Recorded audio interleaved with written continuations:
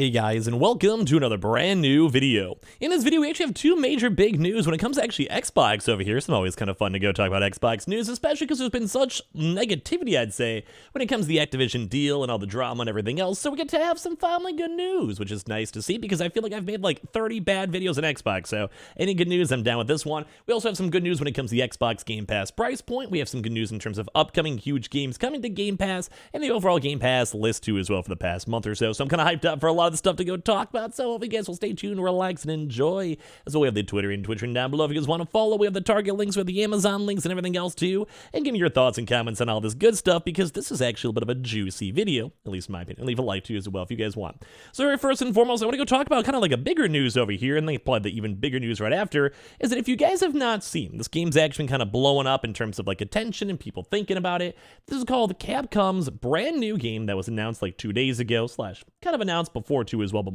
more officially on their press conference, called basically this dinosaur shooter game as well, called Exo Primal, is now coming to, funny enough, Game Pass as of this summer. Now, if you guys have not heard about this game, I mean, I got some faith in Capcom. I think they've actually had a pretty good past few years, I'd say, for games, and haven't been too much of a big disappointment, like in comparison to, say, to Ubisoft. And Exo Primal will be launching on July 13th, so a nice little summertime release coming up the next few months, but it's actually going to come out on the PlayStation, Xbox, PC, and also on Game Pass. Now, I'm a big fan, as you guys probably know. Like, you give me a good, solid $60 game on Game Pass, I'll buy it. The Game Pass, I'll do it on that instead. I'll play it on PC, so I'm always a fan of that. So it's Exo Primal, the online multiplayer dinosaur destruction derby game. That's a big mouthful. That is, for some reason, not a remake of Dino Crisis, which also should totally be remade, just saying.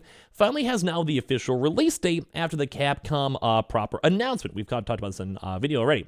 So basically, Capcom announced a slew of other news for the game as a part of its March 2023 presentation, and then check out the latest trailer there, but it's whatever, it's fine. And of course, this is just a time to release the live service game too as well, because basically Suicide Squad Kill the Justice League actually got just pushed back, as we covered up in the news. So Exo Primal is slated for release on July 13th, and they also have the open beta will be coming place on March 17th through 19th, which I'm actually really hyped up for that one too as well. And I'm also going to be kind of curious to check out the Diablo 4 beta too, so I'm going to probably be checking out both of those myself. So despite them saying it looks like a generic dinosaur game at first blush, the bits and story pieces moments have sprinkled throughout the presentation seem to have more of like a proper story. So kind of a little bit of a Xbox win, but as well, I cannot wait to play this game. If you guys have been hearing about that or talking about that, let me go and I guess go and no. But as well, we've also had some even bigger news too when it comes to Microsoft, where, as you guys probably know, these past few days, and past few months especially, with the Call of Duty and Activision $70 billion being spent, a lot of folks are curious on what's going to happen on the Xbox Game Pass price, because even regulators and other folks are curious. Where Microsoft addresses that the Xbox Game Pass price increases is probably, hopefully, not going to happen. So very nice to see, even with other games involved. So Microsoft issues a statement regarding rumors that the price for the Xbox Game Pass subscription could see an increase in the near future, with its attempts to acquire Call of Duty publisher Activision Blizzard into its ever-growing conglomerate of gaming companies. Microsoft assures fans and players that the price for the Xbox Game Pass subscription service will not increase. Now, this is music to my ears, because I'm definitely like I want to say like every now and then user. Like, I'll probably go use Game Pass, like say for when for any game comes out, like say the brand new, let's say Halo. I mean, duh. I mean, whatever we played, I don't know, Forza, whatever. Redfall, all these types of games, Starfield. Whenever any of these games come out, I'll probably go and do Game Pass until I beat the game. And then I probably cancel it, because at that point, I'm like, I already played through most of the indies and side games or whatever.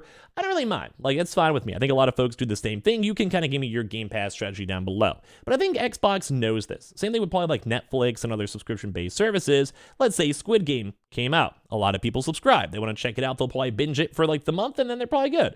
And then obviously some folks might be like, well, I'm too lazy to cancel. Or as well, hey, guess what? Maybe I'll keep on checking out these other shows. I've heard like whatever insert show, Stranger Things might be good.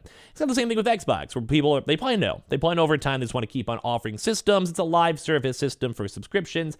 They want to make sure it keeps on getting, good value. But it's actually really good news too, because as of right now, a lot of folks were assuming it's gonna be like going up to like $20 a month, or they're gonna have to make their money back from the Call of Duty acquisition or everything in between, which is always very scary. So in January of 2022, Microsoft first announced its intent to purchase Activision Blizzard as well for over $60 billion, and this would be the biggest gaming deal in history too as well. And then Sony's been against it, as you guys probably know, but they probably want to go through the deal if they can. If the merger is successful though, Xbox Game Pass prices will not go up, as Microsoft officials stated that increasing the price of the subscription would be counterproductive. When Microsoft acquired Bethesda a few years ago, the price of subscription did not increase, and Xbox's owner says that in a similar fashion, it will not increase with the acquisition of Activision Blizzard either. Microsoft also states that by keeping the Game Pass prices the same, Call of Duty players are more likely to stay subscribed longer than just joining Game Pass each time a new game is released, which at least for a game like Call of Duty would kind of make sense. Because if you go and have, like, say, a game like, say, Call of Duty, and you go and maybe you play through it a lot, you binge it, you put in 50 hours in a month, like you just really like it, maybe 2 months. And then after that, like, you're just like, okay, I got my fill. Like, my buddy stopped playing as much. I stopped playing as much. I spent $30. I don't want to spend 4 months on it, because then at that point I might not, make my money back or whatever. But at the same time, if they're trying to say, like, hey, like, if that was like a $25, $30 price tag, like, people just wouldn't care after they just buy the game. And then they'd probably stay on PlayStation, just how it would be, or on PC. But when it comes to this stuff, it's intriguing to see this because they're trying to keep it low-key. They're trying to be like, we just want to make the value more efficient. And I think this also is kind of like, at least for temporarily, their idea, because they actually had a lot of subscribers leave. We saw a lot of folks out there that basically, like I said, will do what I do. Like, they'll do it for 1 month and then leave when there's no other services. And they know it's there. They know it's an option. They'll kind of watch it. Like, I definitely do it myself. And I think their mindset is they want to keep people there for long term. They want to keep the retention. They want to keep people coming back and enjoying the games. And at the end of the day, like, yeah, if they tried, let's say they made it $25 a month. Like, it'd be a good service, sure. But at that point, you go do it for 2 months, and they were at $50. And then at that point, you could have just bought Call of Duty. Because guess what? Then after those 2 months, you'd have to go to $75. And then at that point, you already lost the money. And if you were only caring about Call of Duty and maybe some side indies as well, you probably could have just bought them. You probably could have just stayed on PlayStation and bought them. You could have stayed on PC and just bought them yourself. And I think they know that. I mean, it's kind of like a big obvious duh, because people on social media or people like myself are kind of adamant about it. Like, just how it works for Netflix or, Game Pass. It's on the same boat. So at least it's kind of a nice note that they don't want to go and raise the prices at all. Another interesting part of the document that was released by the UK CMA points to Microsoft wanting to increase the competitive nature of the subscription-based gaming market. Once again, though, they want to try to push like people like Sony and like Nintendo to have a subscription plan to make it good. Microsoft says that if it improves the lineup of Game Pass games, then Sony will improve its PlayStation Plus lineup too, thus making the market more competitive, which is also a bonus for everyone. Now, we have literally no idea if that's true or not. I would probably say, though, just based on how many subscribers are on the PlayStation Plus, which I almost want to say I think there's actually more PlayStation Plus subscribers than Game Pass subscribers as of this second. Yeah, they actually might want to go bolster it on up, because if you have all these brand new games, like we just showed you guys, these Exo Primal and all that, then yeah, guess what? Some folks actually may want to go and switch to the Xbox. Or more so, I think the biggest scary thing is that people just want to move to PC. I think that's actually something that people don't talk about that much. It's always like the PS5 versus Xbox rather than PS5 and Xbox versus PC. And as you guys know, Game Pass is also available on PC, while Sony games are slowly getting there, just not as much. So Microsoft still has to go, though, convince the UK CMA of the productive nature and positive valuation of the merger still these next few weeks, few months, as the authority is expected to conclude its investigation by April 26th.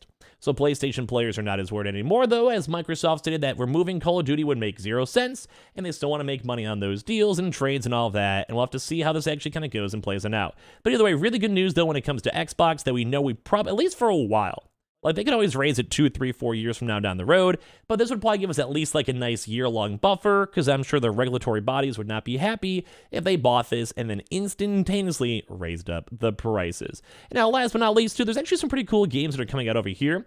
So in case you guys are curious, Valheim, I think, is also maybe coming out over here too as well. For Game Pass, it could be wrong, though, because it might just like more of like this, what's the word for it? I don't know. It's like game preview, so I'm not really sure on that one. But I also had Sid Meier's Civilization 2 as well. Falls on the 16th for all the stuff on Game Pass. Ni no Kuni 2 as well. Drops in Game Pass console on March 21st. Halo Infinite 2 as well is on its third season of content, in case you guys are curious about that one as well. Sea of Thieves is getting its Forts of Fortune update on March 16th for its 5th year anniversary too. And some other little various things like Halo Infinite, F122, and Sims 4 sleepover stuff is all over here, getting some nice little updates. Although we're going to be losing Goat Sims soon, Kentucky Route Zero, Guardians of the Galaxy, Logging Souls, Undertale, Paradise Killer, Zero Escape, and Honorary Games. So in case you guys are still on the lookout for that one, we do have a lot more Game Pass games coming, which I'm pretty hyped up for as well. Same also with the Dead Space games too, if you guys want to check those on out as well. So that's kind of my good news over here for Xbox, good news on Game Pass, good news on games coming, and as well some kind of cool games coming for Game Pass. So give me your thoughts and comments down below, and as well make sure you guys are subscribed with the notifications on. We have the Twitter and Twitch stream room down below. We have the Target links down below, the Amazon links down below, and leave a like, and I'll see you guys all throughout today for some more videos. Love you guys.